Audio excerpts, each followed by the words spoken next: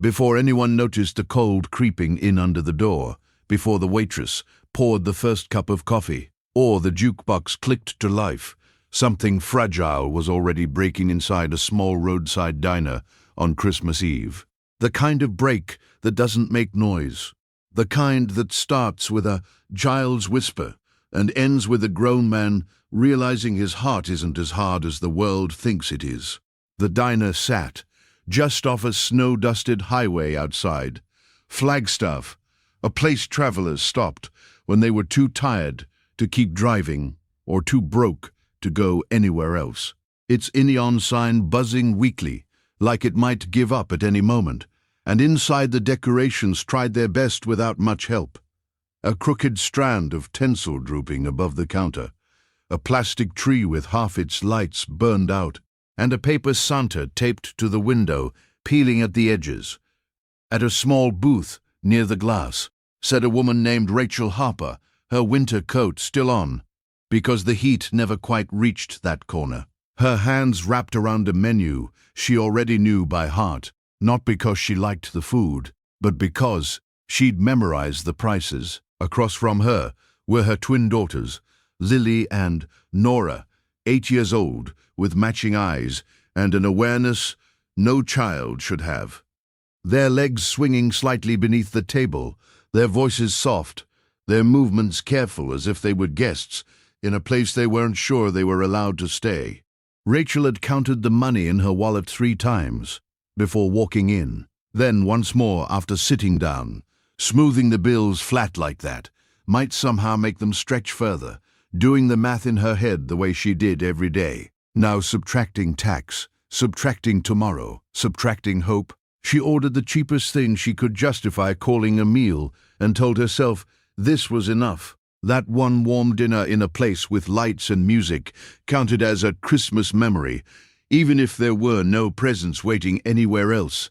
Life hadn't fallen apart for Rachel all at once. It had chipped away at her slowly, patiently, starting with the accident that put her husband in a hospital bed, followed by the bills that arrived before the flowers wilted. Then the job she lost because grief doesn't clock out on time. And finally the quiet eviction, notice that felt more like a suggestion than a warning until it was suddenly too late. Now survival was measured in days, sometimes hours, and tonight was about getting through dinner without letting her daughters see the fear she carried like a second spine. The girls didn't complain when the food arrived. A single plate meant to be shared. Steam rising, like a promise that didn't quite keep itself. And they ate slowly, breaking pieces in half, glancing up at their mother between bites, not asking for more, not asking for anything, which somehow hurt worse than if they had. Rachel smiled when she was supposed to, nodded when they talked about school, and pretended not to notice how thin the portions looked compared to memories from another life, all while deciding whether it was smarter to eat now or save something for later. Because hunger wasn't just about empty stomachs. Anymore, it was about tomorrow. She didn't notice the door open at first, but she felt the shift immediately. The sigh changes before a storm. The way sound pulls back on itself. Heavy boots hit tile. Leather creaked. Chairs paused mid-scrape. Members of the Hells Angels stepped inside without saying a word, their presence filling the room more completely than noise ever could. Patched vests dark against the holiday decorations. Faces worn by road and weather and things that didn't make it into stories. Conversations died mid-sentence. Forks hovered halfway to mouths. Even the waitress hesitated before forcing a smile and walking over. Rachel's shoulders stiffened instantly, fear sliding in beside exhaustion.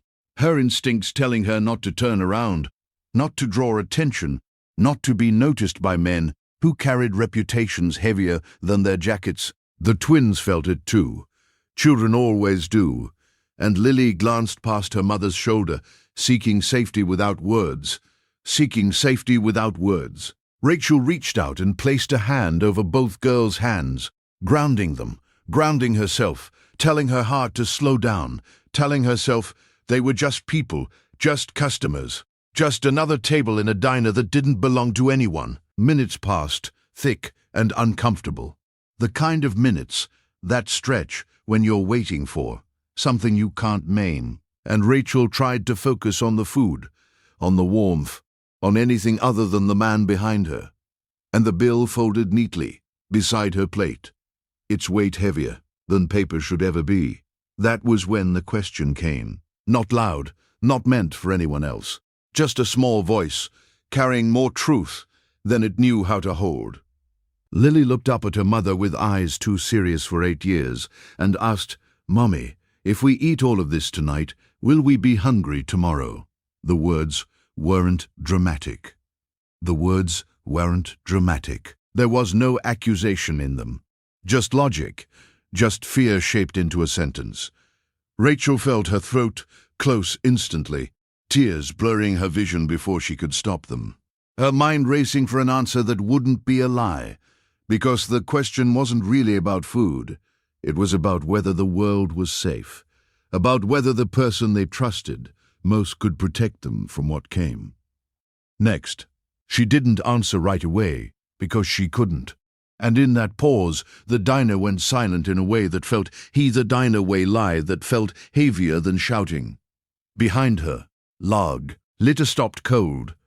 A fort froze inches above a plate. One of the bikers sat perfectly still, his jaw tightening as the question reached him like a memory he hadn't invited, dragging him back to nights when cupboards were empty and promises were thin, to a childhood where tomorrow was always a worry, whispered in the dark. Rachel wiped her face quickly, embarrassed by the tears, by the truth showing through, and tried to smile, breaking a piece of food in half and sliding it toward the girls as if that simple motion could fix what the question had exposed.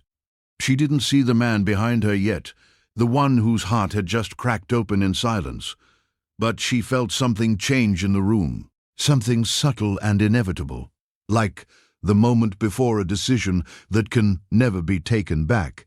The man who heard the question didn't move at first, not because it hadn't reached him, but because it had reached him too clearly, settling somewhere deep in his chest, where old memories still lived, uninvited. And for a long moment he just sat there with his fork suspended in midair, staring past the steam rising from his untouched plate and into a past he had spent decades trying to outpace. His name was Marcus Delton, though most people on the road knew him as Grave, a nickname earned long ago and worn like the heavy leather vest on his back, patched and weathered and marked with the insignia of the Hells Angels, a symbol that made strangers step aside and conversations grow careful. He had built a life on being the kind of man no one questioned, the kind who spoke once and was heard, the kind who didn't flinch. But that small voice from the booth in front of him had slipped past all of that, past reputation and pride, and the armor he carried without thinking. "Mummy, if we eat all of this tonight, will we be hungry tomorrow?" The words echoed in his head, not as sound, but as feeling, cause he had asked that same question once, though he hadn't remembered it in years. He had grown up in a single wide trailer on the edge of a California town most maps forgot, where winter meant stuffing towels under the door to keep out the wind, and dinner meant whatever could be stretched to feed a growing boy and a mother who pretended she wasn't hungry. He remembered watching her push her plate toward him with a tired smile, saying she had eaten earlier, saying she wasn't that hungry anyway, saying tomorrow would be better. Tomorrow had rarely been better. And now here he was, decades later, sitting in a warm diner with money in his wallet and brothers at his table, listening to a child ask a question no child should ever need to ask. Around him, the other bikers shifted, some confused by the sudden tension, others pretending not to notice, because men like them weren't known for stepping into quiet tragedies. They were known for roaring engines and long highways and a presence that warned more than it comforted. But Marcus couldn't look away from the booth. He saw the mother's shoulders trembling slightly, the way she wiped her face too quickly, the way she tried to smile as she broke, the food into smaller pieces, stretching what little they had like it might multiply under pressure. He saw the girls eating carefully, not because they were full, but because they were thinking about tomorrow. That careful eating did something to him. It pulled at something buried. He set his fork down slowly. The sound was soft, but in the hush of the diner, it carried it. One of the younger bikers glanced at him, raising an eyebrow, as if to ask, what was wrong? Marcus didn't answer. He pushed his plate aside and rested both hands flat on the table, grounding himself in the present while the past tried to take over. This wasn't a bar fight. This wasn't a turf dispute. There was 9. No enemy to confront, no challenge to answer with force. This was quieter than that, harder than that. He stood. The scrape of his chair against the tile floor cut clean through the room. The waitress froze mid-step. A man at the counter turned on his stool. The mother stiffened instantly, pulling her daughters closer without even realizing she was doing it, her body reacting before her mind could catch up. Marcus felt the fear ripple outward from her table, and for a brief second he considered sitting back down, letting the moment pass, telling himself it wasn't his business. That would have been easier to be what people expected, easier to keep walking. But he had made a promise once long ago, standing outside that trailer with his fists clenched against the cold, that if he ever had enough money, enough power, enough control over anything at all, he would never ignore a hungry kid. Again, somewhere along the miles of road and years of hardened choices, he had forgotten that promise. Until now, he stepped forward, heavy boots, echoing with each measured stride, not rushing, not looming, just moving with intention. He stopped beside their table, close enough to see the tear tracks on the mother's cheeks, close enough to see the girl's wide eyes staring up at him, not with the fear adults carried, but with curiosity. Children didn't always see patches and reputations the way grown-ups did.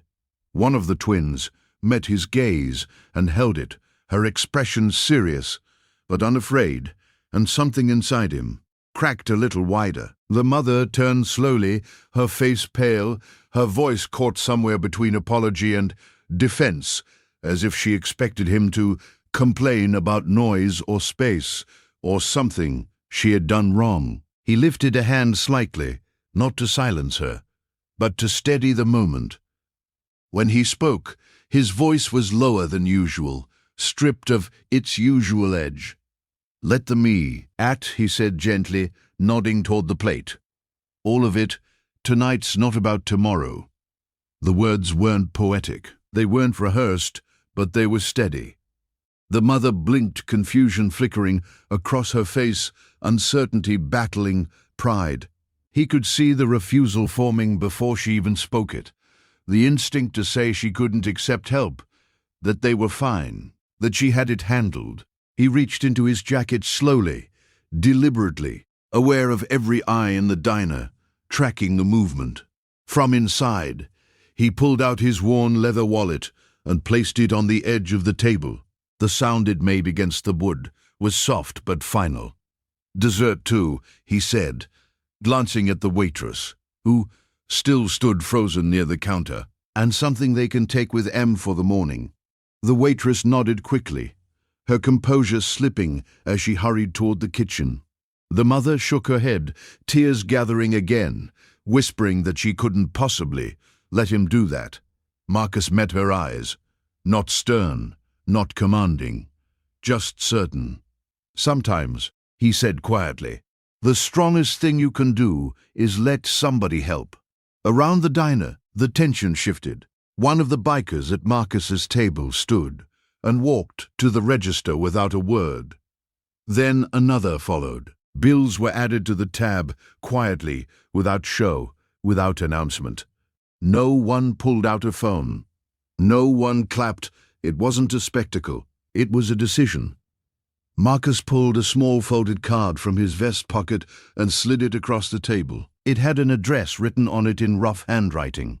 A warehouse downtown is chapter funded every winter, stocked with groceries and connections, and people who knew how to help without asking too many questions. "Go there in the morning," he told her.